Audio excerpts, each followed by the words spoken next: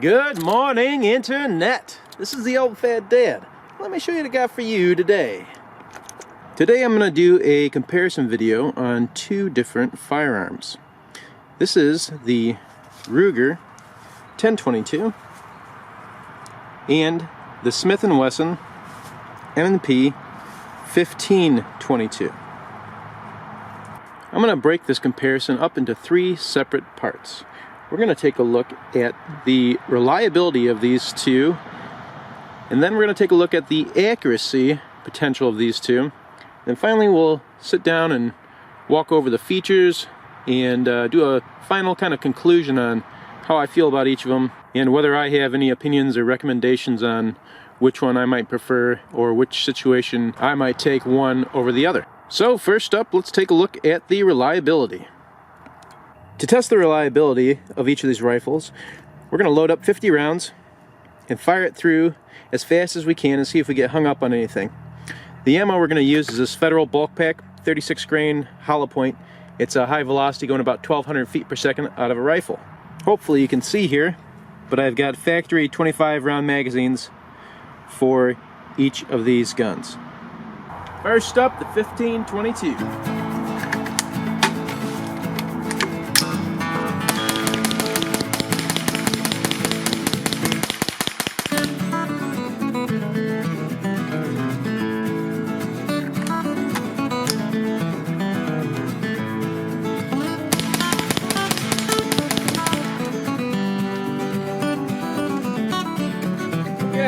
So we made it most of the way through there, but you can see inside we've got failure to feed.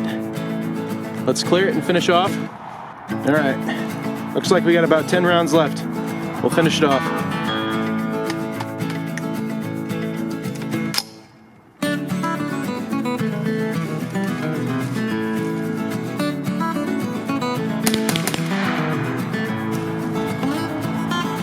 Got another one. Yeah, get another boogered up one there. Hopefully you can finish this off without any more problems.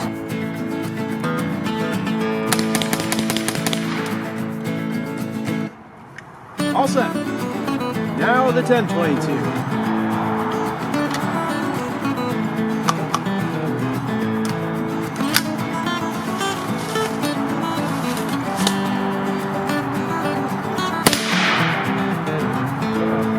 First shot out of that first mag, we jammed. Jam number 3.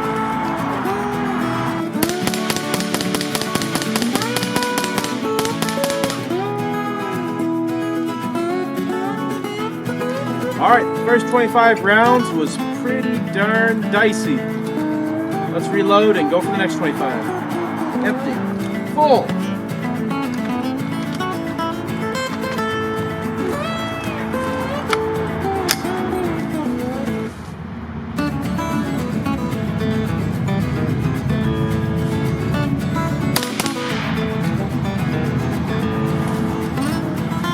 Jam number 4. Ay, ay. Jam number 5.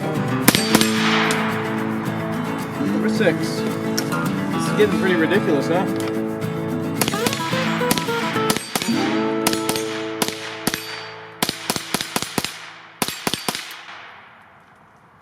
All right. 6 jams. What a bummer.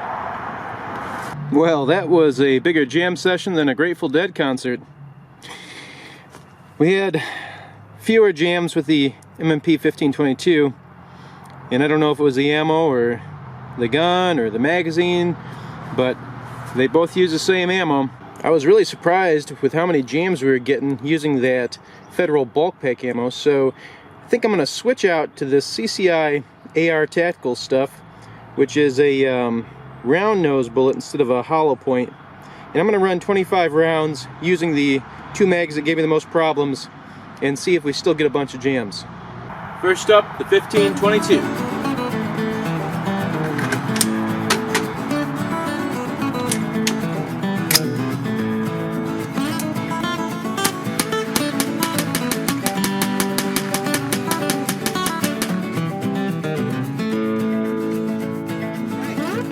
They good. Let's switch over to the Ruger. Alright, let's try the Ruger 1022 with that AR tactical ammo.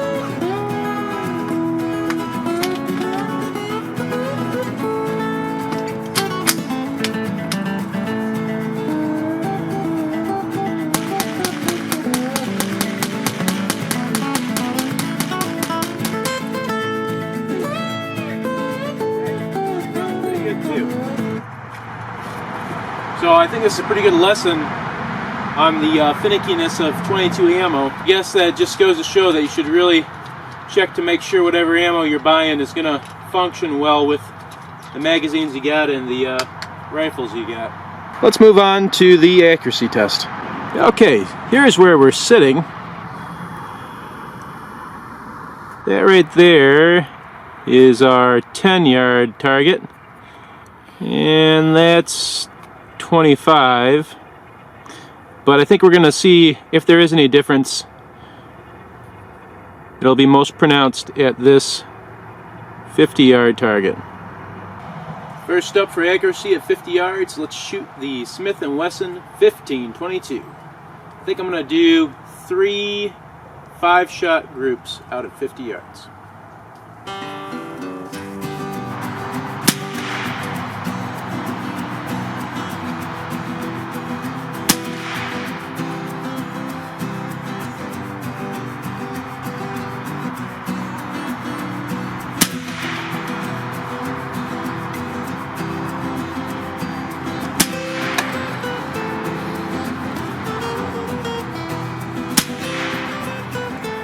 Next up, we're going to do the Ruger 1022 50-yard accuracy test, and this has got a Athlon 2.5 to 15 scope on it, and the Smith & Wesson had a 3x9 loophole on there, so I'm just going to dial this one to 9, so we got an even playing field here. Oh, that sounded crunchy.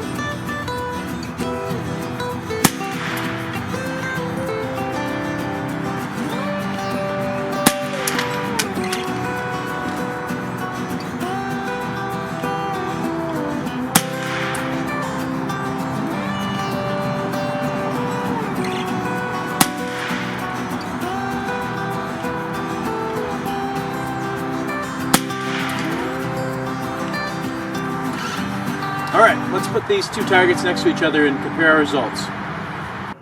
Okay, here are our two targets, and just a quick note for your reference so it might be easier to understand what I'm talking about. These little boxes here are all 1-inch squares. So, starting with the Smith & Wesson 1522, you can see we are probably right at the 1-inch group size on everything.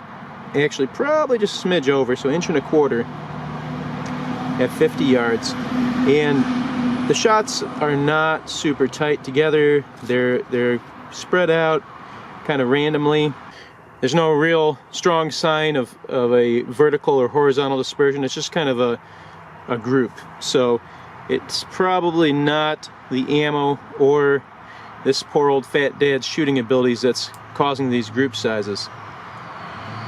So we can say that Smith & Wesson 1522 at 50 yards, we're getting about an inch, a little over an inch. The Ruger 1022 seemed to do a lot better with the CCI standard velocity. This is our first group, and you can see it's probably me that popped that one high, but we'll count it there. That's about an inch group plus probably about a 1/4 inch or less for those 4. And then again, probably about a 1/2 inch group here, and probably 1/2 inch group there. So the Ruger 1022 is definitely putting down much tighter groups with this CCI standard velocity than the Smith Wesson 1522. Let's do a final thoughts on our 2 firearms here, Smith Wesson 1522 and the Ruger 1022. The biggest thing I don't like about this 1522 is the trigger. This has a really heavy trigger, and I guess I should put it on fire so you can see, but it just takes a lot of weight compared to that 1022, and it's not quite as, I guess crisp is the word. It kind of feels a little bit more spongy. That could be a contributor to the accuracy differences between this 1522 and the 1022. As you can see, the 1022 definitely came out on top accuracy wise. 1 inch at 50 yards is not bad. It's just that the 1022 is putting up much better groups. Aside from the trigger, the weight and balance of the 1522 is definitely better than the 1022. Gosh, this is going to get really confusing. I'm going to stumble over this 1522 and 1022 thing. I'm not a huge fan of the AR style bolt. It's kind of, if you're going to use any kind of optic, it's kind of stuck under it, and even if you're not using an optic, it's just, I don't know, it always felt a little awkward to me. I like that side charge a little better on the 1022. But you know, bringing it up and moving it around and getting it on target, you know, it's basically a clone of the AR-15. And if you own an AR-15, this is a great way to practice without having to pay for the more expensive 223 ammo. But I don't own an AR-15, so that is kind of a benefit that's lost on me, at least. I can still appreciate, though, that it is a much better handling firearm, I'd say, than the 1022. I can get a good grip on it and move it around. I like that the 1522 comes with these nice sights. I didn't use them in this particular comparison, but I can tell you that these guys are a dream compared to what you get stock on the 1022. The ease of breakdown and cleaning for the 1522 is also definitely a benefit over the 1022. Let's move on to the 1022. Let me talk about the biggest thing that I think the 1022 loses out to over the 1522. These magazines, I'm just not a fan of this Ruger Banana magazine. Loading the 1522 magazine is just, it's like a dream compared to this thing. I mean, I'm not going to say that it's the worst experience of my life to load a Ruger magazine, but you know, you chew up your thumbs. I'm going to go through a ton of rounds, and usually I like to come out and shoot my little 22s a good bit when I go out. You're going to be jamming your thumb over and over again and probably end up with a skinned up thumb, whereas this guy, just ride that little follower up and down, and they just pop right in there like a dream. So, not a fan of the Ruger's 25 round magazine. Not a fan of the breakdown of the Ruger 1022 either. It requires tools, whereas you can just pop out the pins on the 1522 and pull everything apart. It's not a real easy task, especially compared to the 1522, to get everything apart. The charging handle and the bolt, you really got to do a little trick to get it apart. But it's not a bad handling rifle. I know I said I like the 1522 better. This is good for walking in the woods or just general plinking.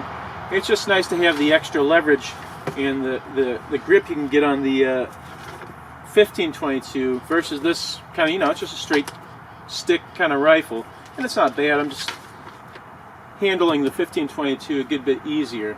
Of course, like I said before, the trigger on the 1022 just seems to be a lot more crisp and light, I guess, is what I hear a lot of people saying, and I think that's the best description. It just seems to work better. And you know, I don't know the engineering behind it, but if it's the barrel or how the gun operates, but we just get better accuracy out of the 10-22. Another thing that I should mention about this, and you know, it's this model in particular, the 10-22. I did have to do some modifications to get it to be comfortable for me to shoot and to kind of do what I wanted to do, whereas the 15-22 is pretty much ready to go outside of putting a sling on it. And you can see I do have a sling on this, but I had to buy sling studs, so I had to buy a place to mount my sling. These did not come with the gun. And I've got my duct tape and foam special for a cheek riser, so I can actually get my eye in line with the scope. And I did that even though I have these really low scope rings, and it makes the gun look a little rigged up. I don't mind as much because I'm just an old fat dad. I'm not here to impress anybody, and most days I'm out here alone, except with you guys. So not a huge deal for me in particular, but if you like to keep your guns looking nice and clean, this is not what you want to be doing. So as a way of a final verdict, I would say if you want to get something that's ready to go out of the box, something that is a good cheap alternative to shooting your AR-15, then the Smith Wesson will do the trick. It's definitely a solid gun. I actually have not, and I owned one of these. This is the first gun I owned, and I have never had as many jams as we had testing out the Federal bulk pack ammo earlier. So I would say it's abnormal to have the issues that we had in that test. But, you know, the camera doesn't lie, we had them. So take that as you will. And if you want to have a firearm that you can really kind of play around with and get it exactly the way you like, then the 10-22 is the way to go. This also seems to be the more accurate choice of the two, if that really matters to you, the difference between 1-inch group and a 1/2-inch group at 50 yards. It looks like this is the way to go. I hope this was helpful for those folks out there who are either thinking of picking up one of these or thinking about getting started in the gun world in general. As always, thanks for watching, and we'll see you next time. Please consider liking and subscribing if you enjoyed the content. See you later.